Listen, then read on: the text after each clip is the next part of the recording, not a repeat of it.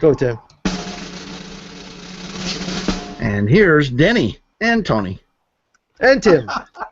Well, you can tell that this is not a scheduled LMTV broadcast because I actually have some facial hair. I usually shave the week before just to get it right, the right shape for the show. There you go. So the reason we're getting today is not just for the holiday, but that Tony actually has been working 15 hours a day for the last couple of weeks, but somehow he managed to publish a paper on network computing, which we had talked about in the past. That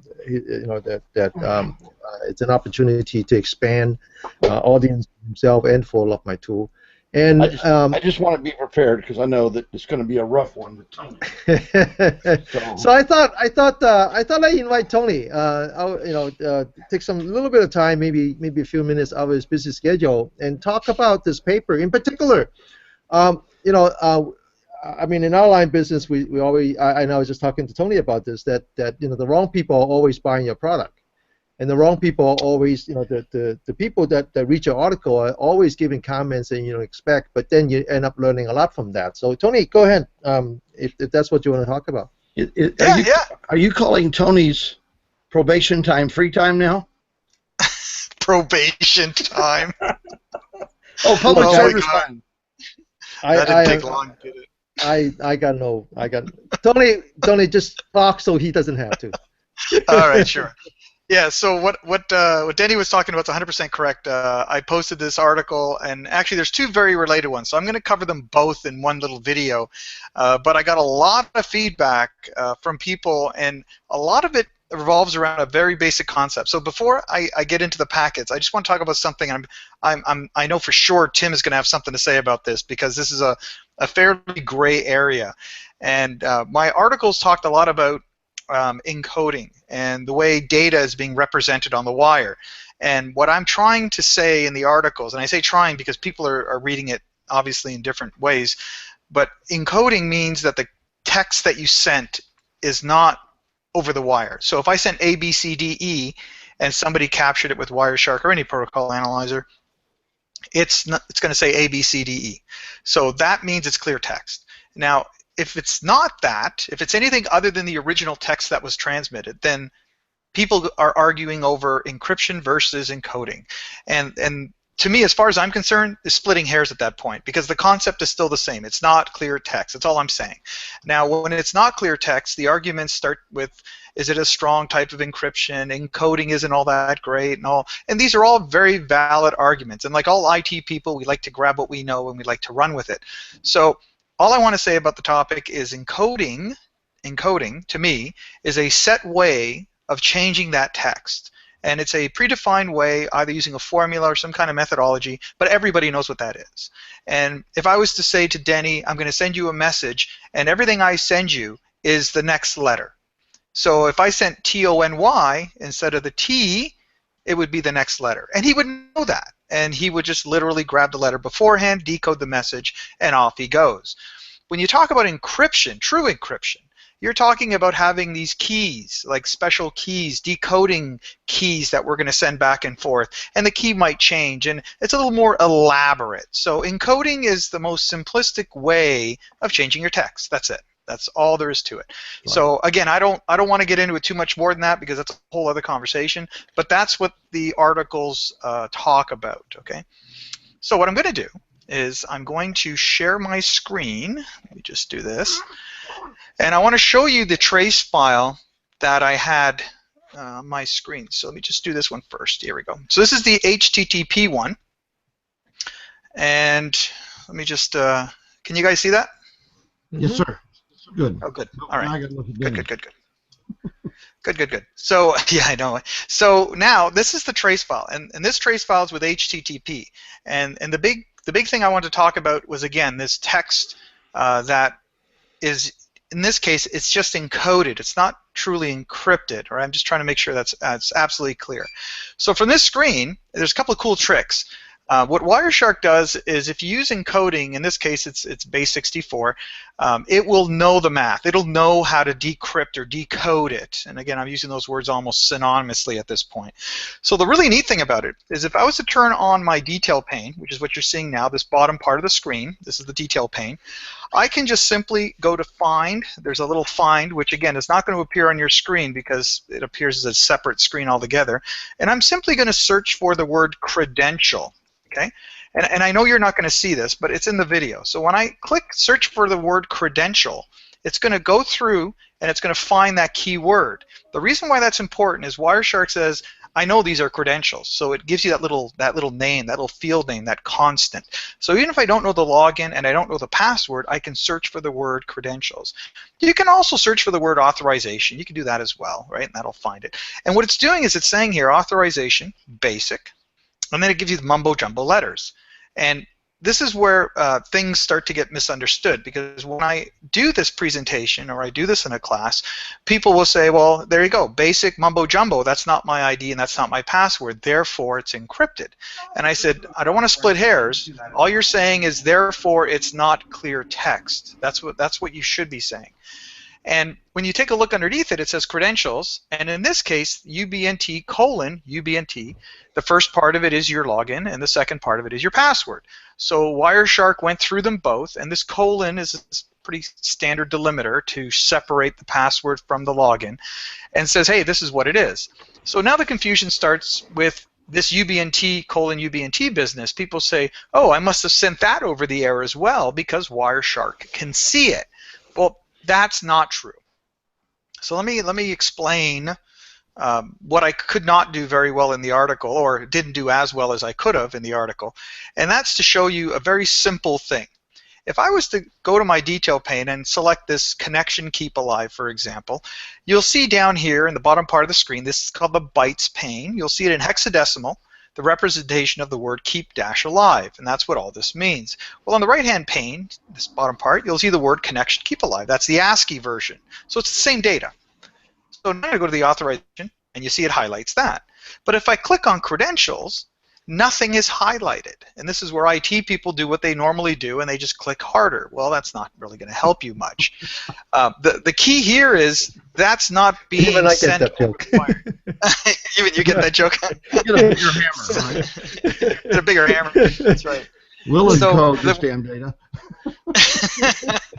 So as you move through, you'll see it keeps showing you what data in the bytes pane is represented in the detail pane. But when you get to the word credentials, of course, that's not there. So that's a big tip-off, right? That's not being sent over the air, or the copper, or the fiber, or the network. That's what Wireshark is interpreting. So when you see the word credentials, colon, that's what Wireshark dissected for you, okay? So that's a, believe it or not, there's a lot of network equipment, is a great example, that will use HTTP base 64 as a basic form of authentication or encoding, and some people call it encryption. But the big tip-off is when you do log into these devices, up in your browser, there's no little padlock. Okay, there's no padlock. It just looks like a regular web page. But the question is always, can people capture my passwords? The technical answer is the password is not being sent in clear text, but the realistic answer is it's a very weak form of encoding that anybody, including Wireshark, as you can see, can actually decode. So that's the Internet Explorer example. I'm going to get rid of that. And there I am. And what I'm going to do is share my next one, which is the same type of idea, same concepts, but with email, because a lot of email clients actually use this as a default form of authentication. So one thing that people like to always see is when you get all these packets up on your screen, how do you start whittling them down? And this is a pretty good example, because I have almost 2,300 packets, and the best part about protocol analysis is it's a catch-22. The best part is the worst part. You have a lot of stuff, which means you have a lot of stuff. So what you need to do is concentrate on a topic, and what I'm saying is protocol going to be SMTP, right? Not SNMP, right? Not Simple Network Management Protocol. This is the Simple Mail Transport Protocol. So this is your email, right? SMTP. This is what you use to send your mail. So when I hit enter, now I have a filtered list of packets, and there you go. I'm going to turn on my detail pane, and if you notice, that's another thing I keep promoting in all my videos and classes and presentations is one thing at one time. So you don't normally see me with 3 panes at all one time, because honestly, when you're new to this, it's very distracting, and when you're not new to this, it's very distracting. So I always try to do 1 pane at one time. All right, back to this. So if I come back over here, you'll see Start TLS, and people say, oh, TLS, encryption, awesome. And when you come over here, you'll see the word login plain, and that's another common term that people are, I don't know what that means. Well, plain is part of the lingo, if you will, when we talk about authentication, and plain is that base 64. So they're actually setting this up to say, I want to authenticate, and I'm going to use this plain authentication. Well, down here you'll see it. It says auth plain, and then you'll see this mumbo jumbo of stuff.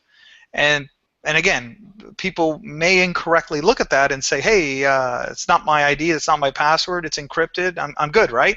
And I say, just wait a minute, we're not done yet. I'm going to come over here to the simple mail transfer protocol, and there's a command line, and I'm going to open that up for you, and you'll see there's the username, and there's the password, and it's the same thing, which obviously it's not correct. So again, people stop here and say, aha, it's not in clear text. And I say, it's not in clear text, but we're not done yet. Just hold on a second. I'm going to right-click. And if I go to my protocol preferences, it's something I always like to show people. It says decrypt auth parameters. So when I select that, all of a sudden now it goes through that base 64 math, and now I see the username, and then I see the password. So again, I'm trying to be very careful with how I say this. The data is not in clear text. I agree, it's not, but it's a very weak form of encoding that even Wireshark can decode on the fly. So that was the email part of it, and that was the HTTP part of it, and a lot of the feedback I get from people are revolving around this whole concept of encoding versus encryption, right? And you can talk about that until you're blue in the face, but the concept's the same. And I say this in all my articles. Before you argue about those finer points, which are valid arguments, why don't you find out what you're using first? Because I've done this example, especially the email example, at many places. They use SMTP, and a lot of email clients use that as their default encryption. So when people say encryption and I'm using it, that's partially correct, right? But not really. So just take a quick packet capture, find out if it's being, obviously decoded, if you want to use that word. If it is, it's probably base 64, and you might want to change those settings. I was actually at a customer site where SMTP is being used by a lot of people remotely. It was base 64, and the guy said, well, let's just choose the next encryption option. I said, all right, yeah, let's give it a go. And we could not. Their mail server could not handle it. It wasn't configured for it. They had to do some extra stuff to get that to work right. So the point is, he did not know that. He said, we've been using this mail configuration for a few years now. And I said, well, now you know. Go put in the request or get it changed or try something different, but now you know how to check it. And the guy, he actually kept in touch with me. It took him over a month to get back to the email group with the security department in tow to say, hey, this is not a strong method of encryption. Nobody's ever paid attention to this, and I did, and we should make this better. And they did, but just nobody knew. So this doesn't take much to find, really. And that's it. And back to your previous point there, Denny. Yeah, it's last minute. I haven't shaved either, but I'm Italian, so this is my what is it, 3 o'clock shadow or something? Yeah. I shaved this morning. I didn't shave again. Right. So this is the afternoon show. That's right. And if my they want to afternoon see shadow. pretty, they come at early hours, right? Yeah, that's right. Exactly. What I always tell people when they start telling me about encoding and encryption and get into that basic argument, I say, listen, how I look at it is encoding is a public method, okay, that anybody can have, where encryption has keys which are for individuals. Like, if I want to encrypt a message and send it to you, I may text you a key, and you get the message, and then you have a panel that pops up, and you type in the key, and then it magically appears, okay? All right. I think here. Encoded is when you start dating her. Encrypted is when you marry her. Oh man, that just went to a whole different. Okay, all right, all right. I mean, There we that go. was I mean, that was good. this I is mean, very disappointing, and coming from such a diversified racial and gender diversified group such as ours. All right, I am ashamed of myself. you should be. I love You it. should. I You love should it. get a mirror and look at yourself and go. Okay. That's fantastic. All right. Anything else, Tony? Then I'll let you go back to your No. encoded or encrypted better half. Yeah, exactly. No, that was it. It was short and sweet, and it's getting again a lot of attention because people have never thought to check it out. So capture some packets and check it out. It doesn't take much. Yeah. Okay. Good. Good. Well, I think we did what we wanted to do, and we'll let you go back to your dinner. He doesn't get to eat this damn early. I don't get to eat. Oh, he's Yeah, not. I was saying. Yeah. So you're. Unless you go by the Burger King or All right, something. so your afternoon tea. Afternoon tea. Yeah, but Tony's been up since 4 o'clock this morning, man. He's worse than my meditation retreat. Pretty well. I mean, what time zone is he saying he got up at? All right. We're having way too much fun, and so with that, I'm going to close, and we'll wish all of you a very happy and very safe holidays. A very Yeah, safe. Happy New Year too. Happy New Year and Peace. Happy New Year. Thanks, Tim. Y'all be good. Thanks, Tony. Okay. Bye bye. Bye-bye. Bye bye. Bye-bye. God bless all. Bye-bye.